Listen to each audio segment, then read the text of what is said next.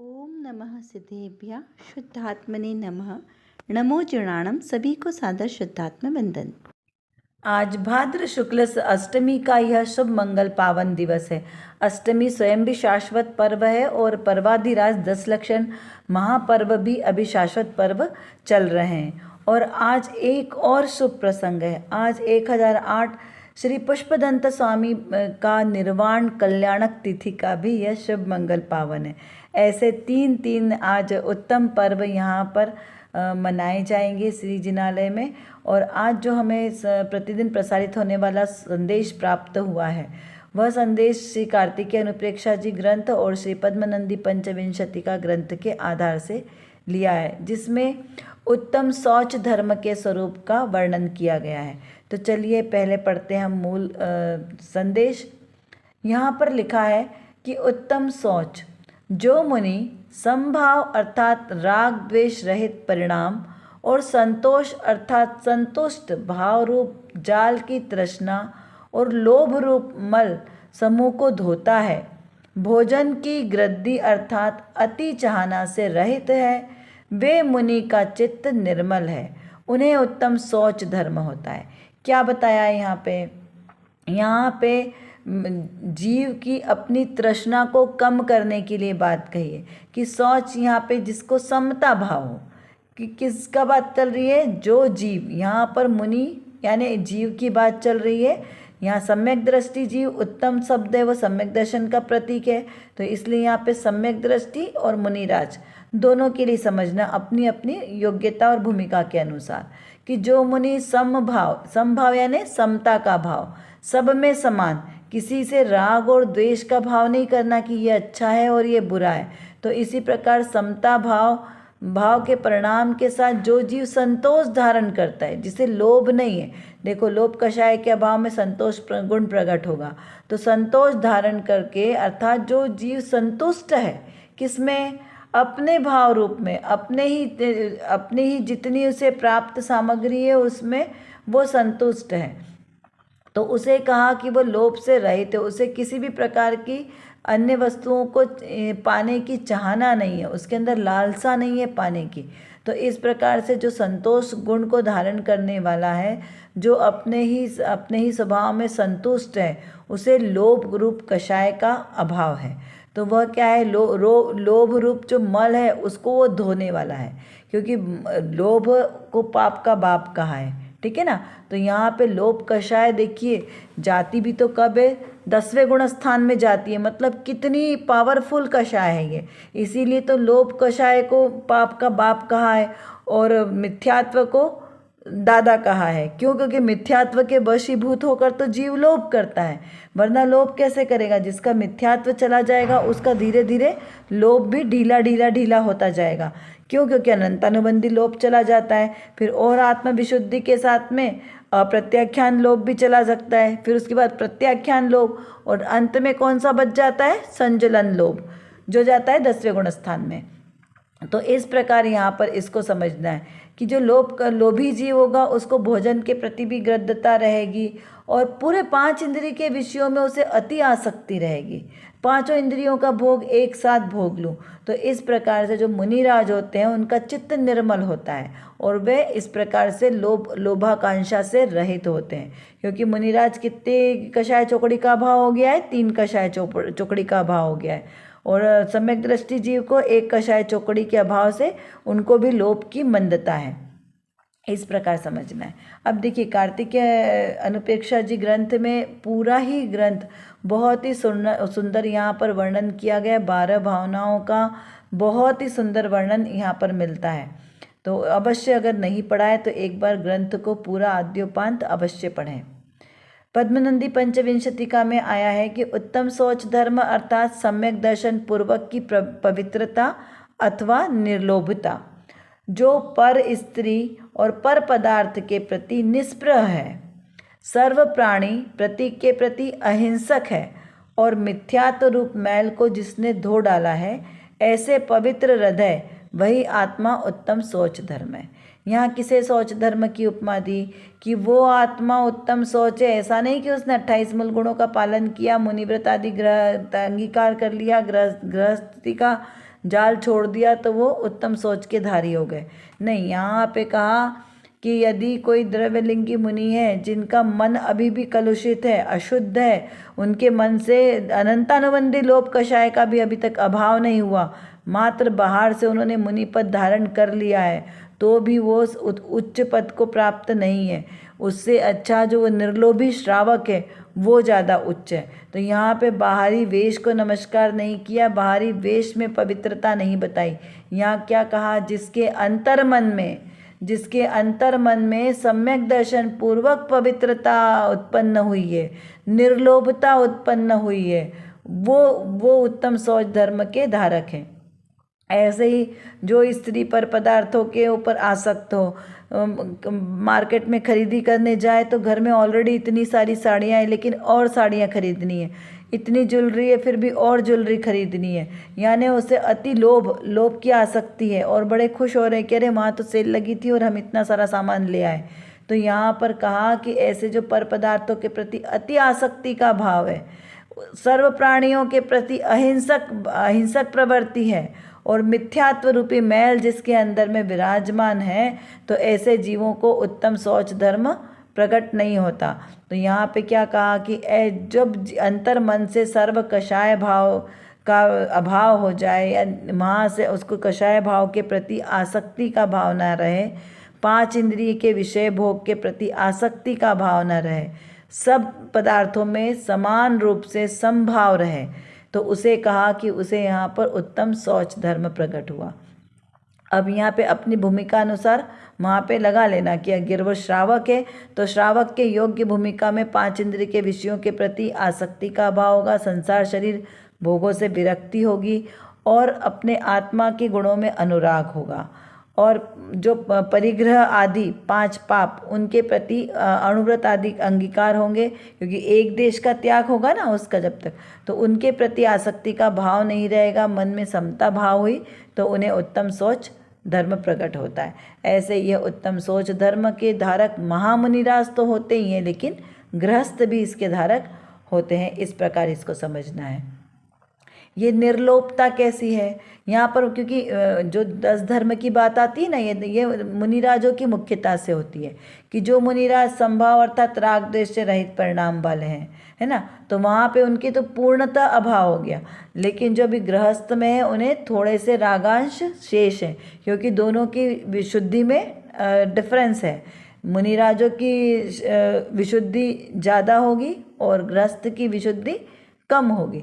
इस प्रकार यहाँ पर समझना है। और संतोष का जल, तो संतोष रूपी जल से तृष्णा और लोभ रूपी मल दोनों को धो दिया जाता है। जैसे कपड़े में लगा मैल काहे से हम साफ़ करते हैं, साबुन से और निर्मल जल से साफ़ कर देते हैं तो उसमें सारे दाग आदि निकल जाते हैं, वैसे ही इस मेरे आत्मा पे अगर कोई दाग लगा है, कोई दोष लगा है, तो उसे कैसे साफ़ करना है, तो संतोष रूपी जल से। संतोषी नर सदा सुखी है, तो संतोष रूपी जल से समस्त लोभ कषाय रूपी मल को साफ कर देता है, उसको ही उत्तम शौच धर्म होता है।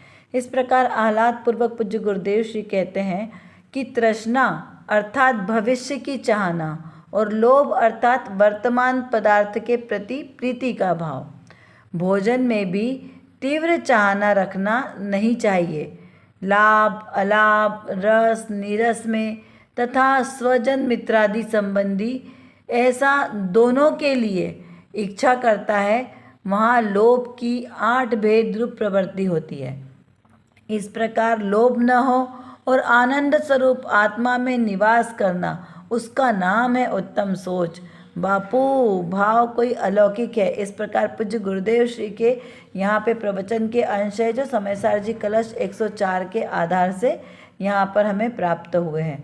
तो यहाँ पर क्या हमने इसमें समझा है कि जो जीव अपने आत्मा के प्रति प्रीति भाव रखता है और पर पदार्थों के प्रति उसे अरुचि का भाव है, पर पदार्थों के प्रति 5 इंद्रिय के विषय भोगों को भोगने के प्रति जिसे अरुचि का भाव है, उसे उत्तम शौच प्रकट होता है।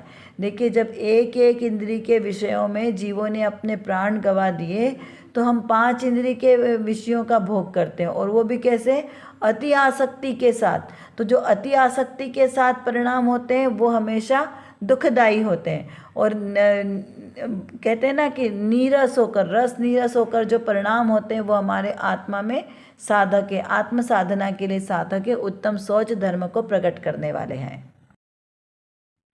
यह उत्तम सोच धर्म लोभ कषाय के अभाव में होता है, और लोभ कषाय सबसे खतरनाक कषाय है। इसको पाप का बाप भी कहा है, क्योंकि सारी कषायों में यह निमित्त बनती है। और कैसे बनती है इसे हम थोड़ा सा समझते हैं। जैसे लोभ से क्रोध होता है, यह जीव हमेशा अपनी प्रशंसा सुनना चाहता है, और जो इसकी निंदा करता है उसको वो प्रीति से क्रोध, उसके प्रति उसको क्रोध आता है, क्योंकि वो जैसा चाहता है वैसा नहीं होता है, तो इसे क्रोध कहते हैं। ऐसा हमको समझना है। लोभ का मान कैसे होता है? लोभ से तो मेरा नाम हो, मेरा मान सम्मान हो, तो इस प्रकार से उसे लोभ के कारण मान कषाय उत्पन्न होती है। कहीं पर भी दान दे तो पहले उसका नाम बड़े अक्षरों में लिखा होना चाहिए। यदि नीचे ले लिया, बाद में ले लिया, तो उसकी मान कषाय को हर्ट होता है। ऐसे ही मेरे पास धन है और वो बहुत सारा बढ़ जाए, अच्छी नौकरी मिले, व्यवसाय होगा, तो लोग मेरा सम्मान करेंगे, इस प्रकार से वो विचार करता है। और उसके बाद में माया कषाय कैसे होती है? लोभ से तो अपने फायदे के लिए वो साम दाम दंड भेद कुछ भी करने को तैयार हो जाता है। वो सरल, अनपढ़, बुजुर्ग हो, उनसे भी झूठ बोलकर उनकी ज़मीन जायदाद लेना, उनके सोना चांदी हड़प लेना, अपने सगे संबंधियों को भी ठगता है। तो इस प्रकार वह मुनाफा कमाने के लिए कुछ भी कार्य कर लेता है। इस प्रकार समझना। लोभ में ही 5 पाप करता है, लोभ कषाय के वशीभूत होकर। कैसे? तो हिंसा, झूठ, चोरी, कुशील, परिग्रह आदि सब पाप इन लोभ कषाय के कारण ही होते हैं। और लोभ कषाय के कारण ही 5 इंद्रिय के विषयों को भोगता है। देखिए, यदि उसे 5 इंद्रिय के विषयों को भोगने की लोलुपता ना हो, तो इंद्रियों के प्रति उसे नीरसता आ जाए, उसके विषय भोग उसे अच्छे नहीं लगे, तो वो क्या करता है? मेरे लिए अच्छा पलंग हो, अच्छा बिस्तर हो, अच्छा ठंडा पानी हो, घर में एसी अच्छे से लगा हो, साफ सफाई अच्छा हो, भोजन पानी में सब वैरायटी हो, भले ही 10 लक्षण पर्व हो, लेकिन फिर भी उसको भोजन में सारी चीज़ें व्यवस्थित चाहिए। वो जैसा चाहे वैसा उसे भोजन मिले। तो उसमें हिंसा और अहिंसा का भी वो विचार नहीं करता। कुछ भी खाना पीना चाहे, उससे वो स्वास्थ्य बिगड़े, उसके लिए अनिष्टकारक हो, तो भी उसे कोई फर्क नहीं पड़ता। तो वो पाप का ध्यान नहीं रखता। अनर्थ दंड, बिना प्रयोजन के कितना सारा पानी ढोलना, पंखे चलाना, बिजली वेस्ट करना, ये सब उसे कुछ भी नहीं पता चलता। परफ्यूम लगाना, साबुन, शैम्पू, क्रीम, पाउडर, देश विदेश वाला सामान हो, उसमें भक्ष्य पदार्थ मिले या भक्ष्य है, कोई विचार नहीं, कोई भी क्रिया का विचार नहीं। और क्या बोल देता है कि क्रिया कांड में धर्म नहीं होगा। तो यहाँ पर विवेक पूर्वक कोई क्रिया नहीं करता। इस प्रकार वो लोभ कषाय के कारण बहुत सारे पाप करता है। मधुर मधुर संगीत सुनना, ये सब चीज़ें उसके, भले ही भक्ति करे, लेकिन भक्ति में भी बिना प्रयोजन हिंसा कितनी हो रही है, उन सब का भी उसे विचार नहीं होता है। यानी कि 5 इंद्रिय के विषय भोगने पर भी उसे कितनी शांति मिलती है, इसका भी विचार नहीं करता।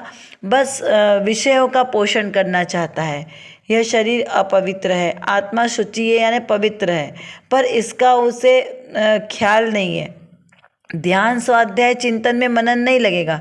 ध्यान भी करने बैठेगा तो वहाँ पे भी 5 इंद्रियों को पुष्ट हो, ऐसे ही वहाँ पर अपनी कहते हैं ना स्वच्छंदता ग्रहण करता है, और शरीर को मुख्य करके ही वो सब कार्य करता है। और अंत में यह शरीर रह जाता है और वो सारे पाप उसके साथ चले जाते हैं, क्योंकि जिस शरीर के कारण, जिसके कारण वो इतने पाप कमा रहा है, वो तो यहीं रह जाता है और वो जीव यहाँ से चला जाता है। पूजन की लाइनों में आता है ना, जिसके श्रृंगारों में मेरा यह महंगा जीवन घुल जाता, अत्यंत असुचि जड़ काया से इस चेतन का कैसा नाता। तो यह जीव क्या करता है?